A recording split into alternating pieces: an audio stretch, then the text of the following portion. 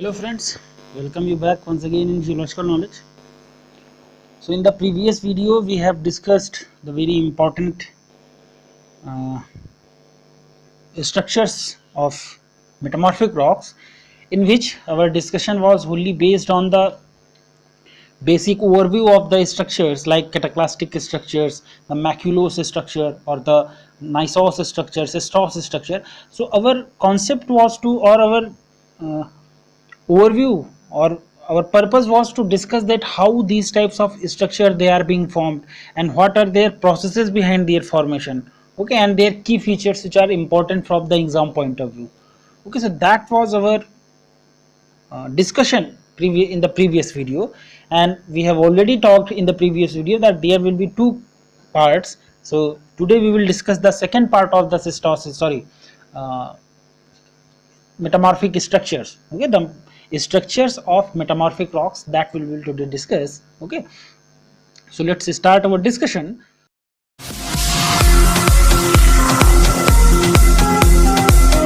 So these MCQs, these are focusing on the structures of the metamorphic rocks, and this is the second part, as we all know.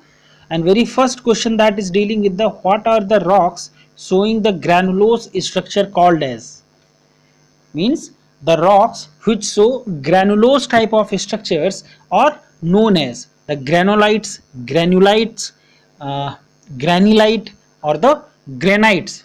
So option is very easy and very evident from the question also, that is the granulite option. Option B will be the right option, but one must understand the process behind the formation of granulose structure.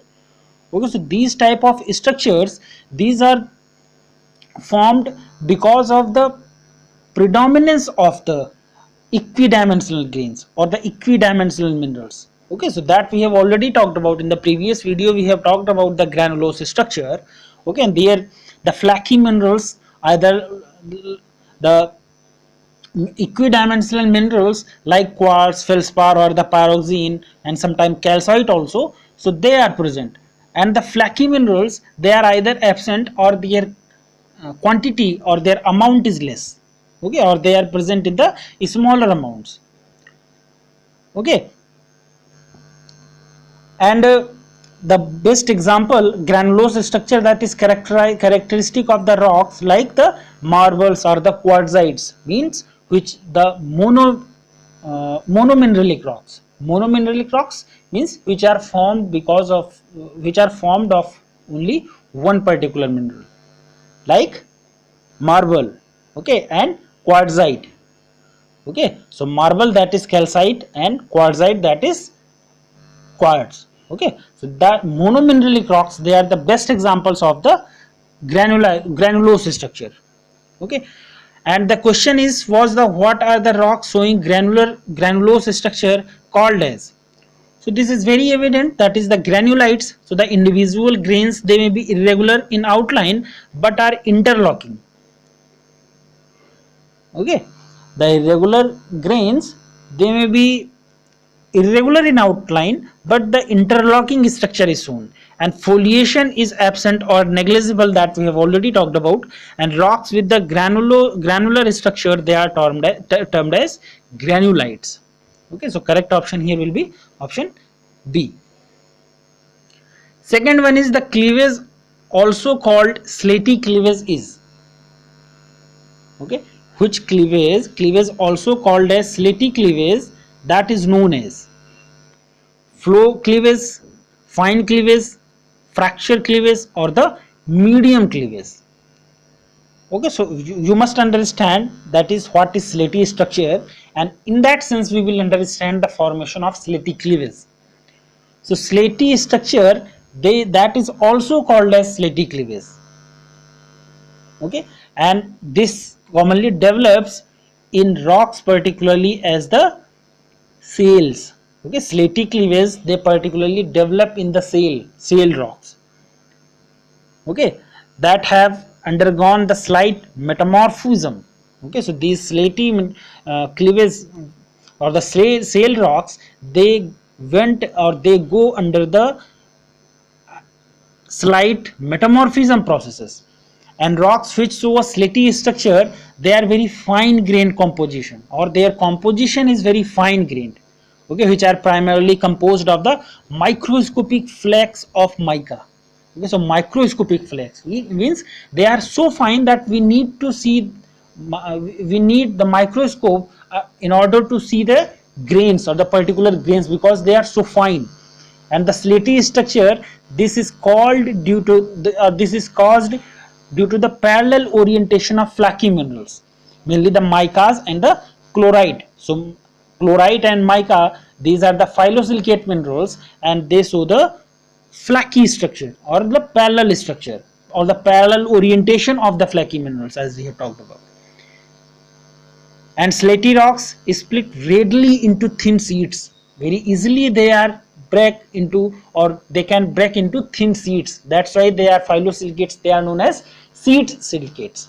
Okay, you must have understood, or you must have studied about the silicate structures in the mineralogy series. There we have talked about that the phyllosilicates, these are the sheet silicates.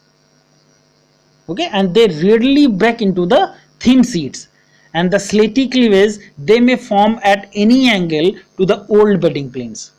Because of the bedding planes which are being present, so they may form at any angle with that planes of the shale from which the slaty rock has been devised, or they have been formed. So we all know that is the slate rock, that is the metamorphosed product of shales. Okay, so that is given in the description box, as you can see. So flow cleavage, that is also called as flow cleavage because of its development in slates, and this cleavage is developed during the metamorphism by the parallel arrangement of highly cleavable flaky and the platy minerals that we have already talked about. Okay, so correct option here, that will be option A, flow cleavage.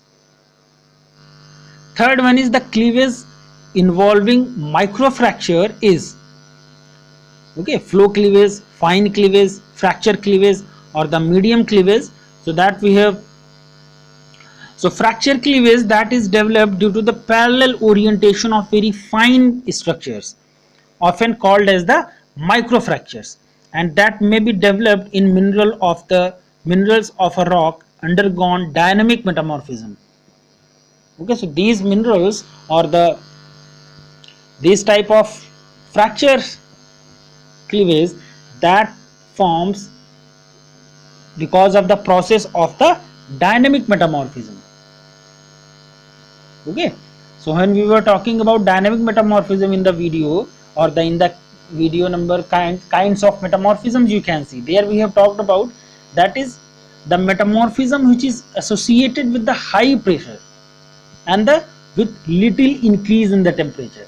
So when the temperature when the pressure rises with the little increase in the temperature, that metamorphism is known as dynamic metamorphism. Okay, so that's why in this case a new rock is formed partly by the metamorphic effect of flow and partly by the growth of a new mineral that develops in the direction of flow. Okay, and slates which possess the flow cleavage, they are perhaps the best example of dynamically metamorphosed rock.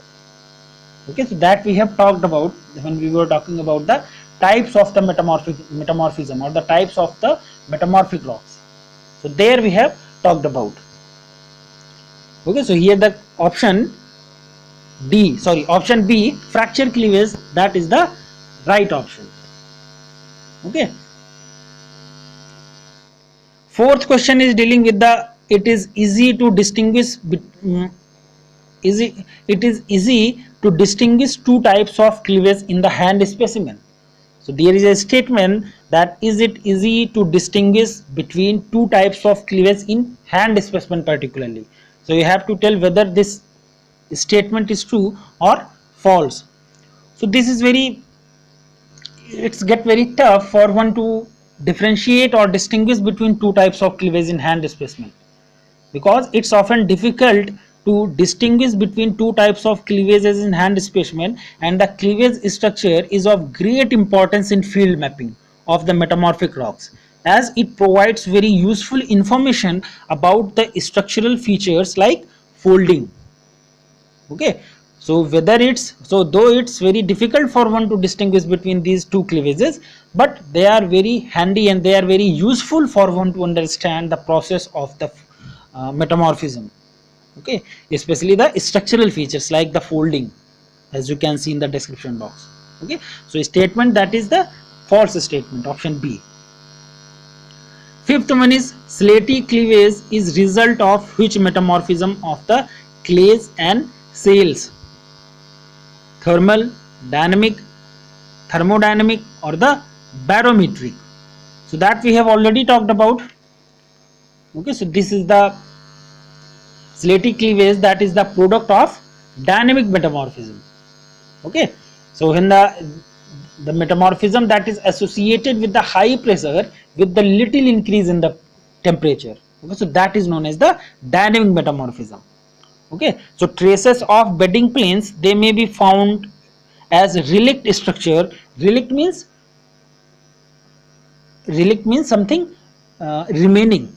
Okay, after the process of metamorphism, that material which remains in the process, that is known as the relict structure. And in some slates, okay, so traces of the bedding planes may be found as relict structures in some slates. And the slaty cleavage, that is result of severe type of dynamic metamorphism of clays as well as the shales. Okay, so the correct option here, that would be option B, dynamic metamorphism. Sixth one is cystose is resulted due to. Okay, or the cystose structure, as we can see, that results because of the recrystallization, reforming, reorientation, or the recrystallization and reorientation. Okay, so when we were talking in the previous video about in the first part of the metamorphic structures of metamorphic rocks, we have talked about this question. Okay, so cystose is resulted due to the recrystallization and the reorientation. Okay, so the most obvious structural features of the most metamorphic rocks, that is the alignment of minerals in parallel layers. So the parallel arrangement of platy or the flaky minerals brought about by the recrystallization and the orientation of the grains during the regional metamorphism, that is known as the foliation, we call them. Okay, so because of the platy and flaky minerals, they get aligned aligned in a particular direction because of the recrystallization and the reorientation process, particularly the metamorphism, regional metamorphism. And a foliated rock which is coarse grained and largely composed of flaky and the platy minerals, that is known as schist. Okay, so that the best example, that is schist. Okay, so as we can see in the description box, the same is given here. So cystose result due to the combined effect of heat and pressure during the metamorphism involving both the recrystallization process as well as the reorientation of the minerals or the reorientation of platy minerals as irregular layers or the bands, in the form of irregular layers or the band. Okay, so the foliation of schist that present in the particular rock, that is known as the property of the foliation of schist, that is known as schistosity. Okay, so here the correct option, that will be option D, recrystallization and the reorientation of the grains, both these leads to the schistose structure. Okay, seventh one is the term including both cleavage and schistose is known as. So we all know that is the foliation. Okay, so foliation is broader, it is a broader term explaining the layered structure in the metamorphic rocks and is often understood to include cleavage and the schistosity both in their structure. And however, foliation in particular expresses the segregation of minerals in an alternating manner. Okay, segregation means the differentiation, means particular bands. Okay, that differentiation on the basis of particular bands. Okay, so here the correct option, that is the foliation. Eighth one is foliation generally results due to which metamorphism? So that we have already talked about, that is the thermodynamic metamorphism. Okay, so thermodynamic metamorphism, that is also called as the regional metamorphism, okay, or dynamothermal metamorphism. So question is dealing with the foliation generally results due to which metamorphism? So foliation that generally results due to the thermodynamic metamorphism, in particularly the coarse grained igneous rocks like granites and sandstone, and metamorphic rocks like the schist. Okay, so foliation, the most important property of these particular rocks, of the particular rocks or the schist we call them, so that is the availability or the presence of foliations. Okay, and that is the very particular or very peculiar nature of the schist rock, that is the schist. These are very coarse grained metamorphic rocks which show well developed foliation or the schistosity, along which the rocks may be easily broken. Okay, so foliation, that is very peculiar conspicuous, very peculiar property of schist, and their color varies according to the mineral composition. Okay, so the foliation, the colors of these foliation layers, that varies according to the mineral composition present here. Okay, and the mica schist, they are particularly the most common metamorphic rocks. Okay, so the correct option here will be option C, thermodynamic metamorphism. Okay, so this was our discussion about some other very important questions related to the metamorphic structures or the structures of the metamorphic rocks. Okay, and in the next video we will talk about some other questions, very important questions related to the metamorphic rocks or the metamorphic petrology.